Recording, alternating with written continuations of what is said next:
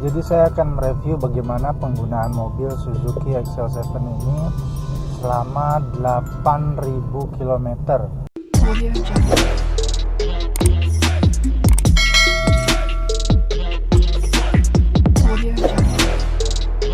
Tanggal 10 Desember tahun 2021 mobil ini datang ke rumah, kemudian saya gunakan, saya pakai, masain Ryan sampai kemudian STNK jadi, BPKB juga jadi. Kemudian saya bawa ke luar kota, perjalanan jauh road trip sepanjang 3.236 km lebih ke Bali, ke Lombok, sampai pulang lagi ke Bekasi. Dan sekarang pada bulan Maret tahun 2022 mobil ini sudah berjalan sebanyak 8.000 km. Nah, saya akan mereview apa saja sih yang saya sukai dari mobil ini dan harus diimprove dari mobil ini. Hal yang menjadi catatan adalah saya hanya menyampaikan opini pribadi selama menggunakan mobil ini. Ya, yang pertama, mobil ini mesinnya enteng. Antara gas dengan rem itu kalau diinjak ya, karena ini mobil matic, ini enteng banget. Ya, artinya kita effortless gitu. Kita nginjak rem sama gas itu effortless, kayak tidak perlu pakai tenaga. Dia sudah meluncur, sudah cepat gitu ya. Kemudian yang kedua yang saya sukai dari mobil Suzuki XL7 ini, dia punya fitur standar yang sudah bagus ya, yang betul-betul useful, betul-betul digunakan gitu, kita pakai sehari-hari dan juga untuk kepentingan safety. Contohnya adalah AC digital. AC ini bisa mengatur suhu di dalam ruangan kabin. Kita bisa ngatur mau berapa derajat Celcius suhu yang akan kita inginkan. Nanti ketika kita klik fitur auto, dia akan menyesuaikan, blowernya itu akan menyesuaikan, kipasnya akan menyesuaikan sampai ke suhu yang kita inginkan. Saya pikir ini cukup membantu saya yang sehari-hari melakukan perjalanan pulang pergi gitu ya, ke kantor, kemudian juga ngantar istri, kemudian juga ngantar anak kadang ya, entah siang atau malam, dia akan tetap stabil di dalam kabin. Kita nggak kedinginan, kita juga nggak kepanasan, sesuai dengan suhu yang kita inginkan. Terus mode hembusannya juga lengkap, ada hembusan ke badan, hembusan ke kaki, kemudian juga hembusan ke kaca depan, kemudian juga ada defogger di belakang ya, dan tentunya ada mode auto, kemudian kita bisa off-kan langsung. Juga tentunya mode air intake atau udara masuk, baik itu dari luar ataupun sirkulasi udara di dalam. Ini lengkap bagi saya, udah cukup bagus. Juga yang berikutnya DRL, Daytime Running Light. Bagi saya lampu DRL itu sebenarnya cukup membuat kita safety, terutama bagi pengendara kendaraan yang ada di depan kita ataupun yang berlawanan arah dengan kita. Dia akan bisa melihat bahwa oh ternyata ada mobil di belakang saya atau mungkin di depan saya ketika DRL kita tuh nyala. Dan dia karena lampunya LED, DRL-nya LED, tentu dari sisi konsumsi daya listrik itu akan lebih rendah dan juga ketahanannya lebih lama. Dan yang paling penting kalau pakai LED itu dia nggak panas. Jadi walaupun lampunya terang sepanjang hari dia nggak panas. Berikutnya adalah steering switch control. Nah, ini steering switch control yang terdiri dari mode, kemudian juga volume ke atas ke bawah untuk mengatur head unit. Itu juga memudahkan pada saat kita berkendara. Saya pikir ini fitur yang standar ya untuk mobil-mobil masa kini, di mana pengemudi tidak perlu terganggu konsentrasinya ketika akan berganti channel ataupun berganti mode head unit. Dan juga ada fitur untuk teleponi ya, telepon, kemudian Bluetooth musik dan sebagainya. Ini cukup membantu kami pada saat berkendara di jalan. Kemudian di belakang itu ada defogger. Walaupun defogger jarang dipakai, tapi bagi saya ketika hujan deras itu cukup membantu ya. Selain dari wiper di belakang ya, tapi adanya defogger juga membantu kita pada saat jalan berkabut. Ini saya gunakan pada saat saya ke Sembalun, ke Lombok. Itu kan daerahnya tinggi ya, sekitar 1250 meter di atas permukaan laut. Itu kabut di mana-mana. Nah, itu saya cukup menggunakan selain wiper juga saya coba pakai defogger di belakang, itu cukup membantu. Yang ketiga, untuk yang tipe Alpha ini yang saya sukain adalah adanya Smart Mirror atau dashcam ala Suzuki XL7. Ini sangat membantu Smart Mirror ini. Pertama, membantu kami pada saat kami melakukan berkendara. Pada saat kami berkendara, itu bisa melihat spion secara lebar gitu. Sudutnya itu lebar. Jadi walaupun kami sedang berkendara terutama di daerah-daerah sempit, misalnya kita masuk ke jalan yang sempit, kemudian banyak sepeda motor di samping kanan kiri, kita bisa melipat spion dengan mudah, kemudian kita bisa mengandalkan Smart Mirror di belakang.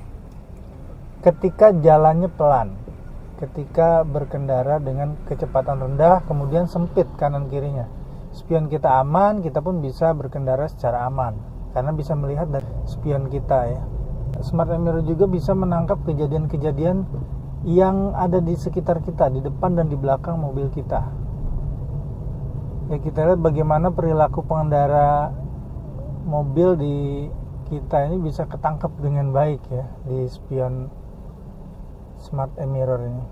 Kemudian hal yang saya sukai juga dari mobil Suzuki XL7 ini, konsumsi BBM-nya lumayan irit. Di dalam kota saya rata-rata menggunakan mobil ini, konsumsi BBM-nya bisa sampai 13 atau 14 km per liter. Sementara kalau saya berkendara di jalan tol dengan kecepatan konstan, itu bisa menembus 19 km per liter, bahkan pernah 20 km per liter. Tapi secara average, secara rata-rata saya gunakan mobil ini bisa mencapai 15,4 km per liter. Ini menurut kami cukup irit. Hal keempat yang saya sukai dari Suzuki XL7 ini adalah kabinnya yang lega. Ya, walaupun dia 7-seater, ini kabinnya bagi kami cukup lega. Apalagi kami memiliki postur tubuh yang cukup tinggi ya. Saya 177 cm, kemudian putra saya nomor 1 sulung itu 180. Hal yang kelima yang kami sukai dari mobil Suzuki XL7 ini adalah karakter yang fun to drive. Jadi kenikmatan berkendara itu bisa kita rasakan pada saat kita menggunakan mobil Suzuki XL7 ini. Mulai dari respons pengendalian mobil pada saat kita gunakan belok-belok, ini sangat ikut ya. Ya tidak terlalu tajam tapi sangat ikut. Kalau menurut saya ini cukup menarik ya. Kemudian posisi duduk juga cukup nyaman. Dengan kursi yang sampai ke bahu, ini sangat menopang posisi duduk pengendara. Jadi pada saat berkendara itu yang paling penting adalah kenyamanan, sehingga dibawa sejauh apapun itu tetap merasa nyaman, tidak merasa tersiksa, kemudian juga tidak cepat lelah ya. Jadi tetap nyaman. Dan juga mungkin karena ground clearance-nya juga nggak terlalu lebay ya, dengan ketinggian jarak ke tanah itu 200 mm. Saya pikir untuk kelas low SUV sudah cukup kita gunakan untuk di jalan-jalan di Indonesia.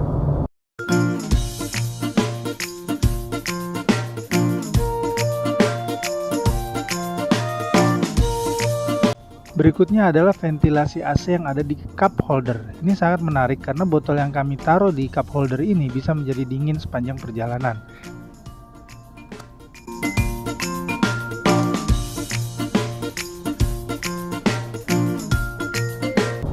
Sekarang ada 5 hal yang bisa ditingkatkan di mobil Suzuki XL7 ini, yang menurut saya itu bisa menjadi sebuah perbaikan.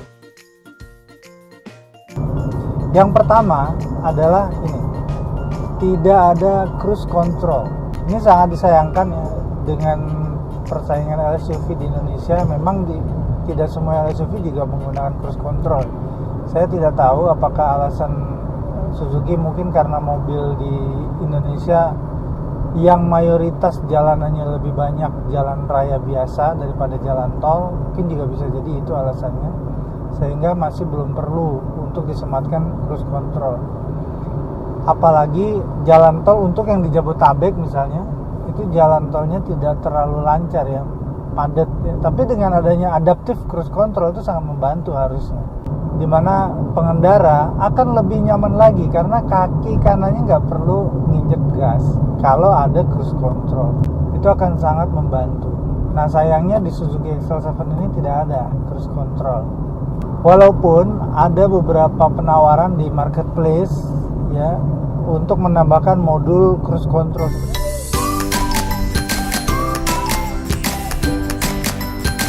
Kemudian yang kedua adalah tidak adanya speed lock.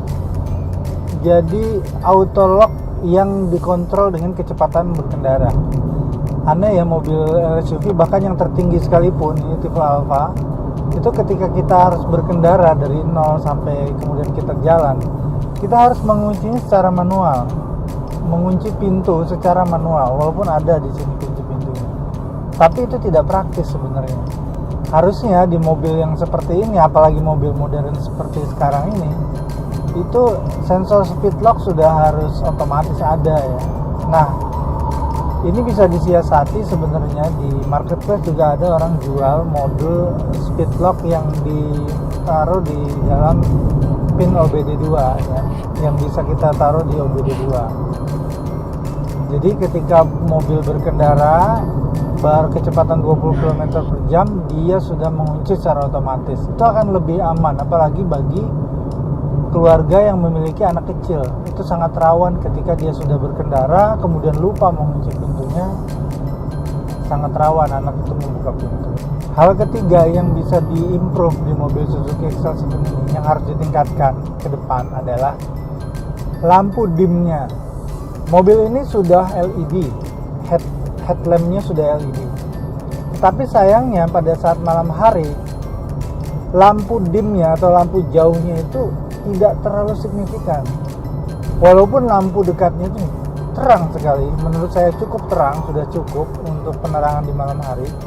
Namun ketika kita akan melakukan dim, itu nggak terlalu kelihatan, nggak terlalu signifikan, apalagi ketika kita berkendara kecepatan tinggi di tempat yang gelap. Lampu dim itu sangat penting. Nah, dengan menggunakan LED ini, itu tingginya kurang berasa gitu. Walaupun sudah ada auto leveling, bisa mengatur ketinggian lampu, namun terasa masih kurang nembak lampu dimnya itu.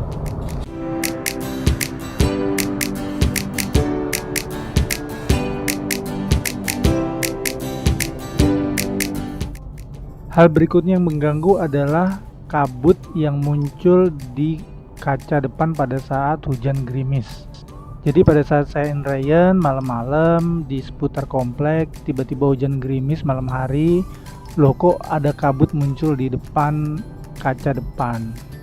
Nah kemudian saya coba gunakan wiper, saya coba siram dengan air dari wiper, tetap saja kabut itu muncul. Nah saya menduga ini karena ada perbedaan panas di luar dengan di dalam kabin, sehingga muncul kabut di luar bukan di dalam. Akhirnya setelah sampai rumah saya coba buka kap mesin, ternyata ada karet pembatas antara ruang mesin dengan kaca depan. Nah karet pembatas ini terlalu lunak menurut saya, sehingga panas dari ruang mesin itu naik ke kaca. Oleh karena itu saya coba siasati menggunakan selang akuarium.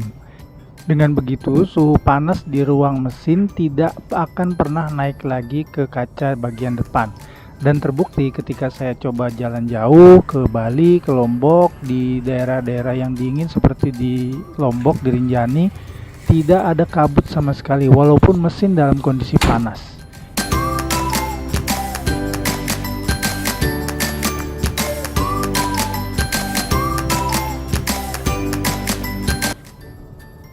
Nah, itulah pengalaman saya menggunakan Suzuki XL7.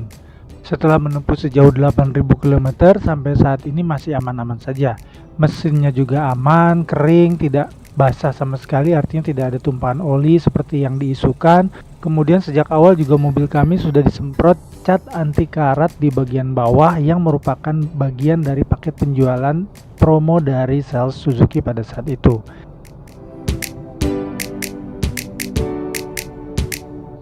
Itulah review jujur yang kami rasakan selama menggunakan Suzuki XL7 sejauh 8.000 km.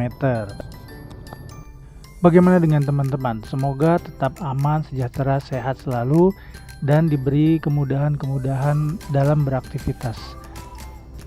Jangan lupa klik tombol like jika suka, tombol dislike jika tidak suka. Boleh juga komen-komen di kolom komentar.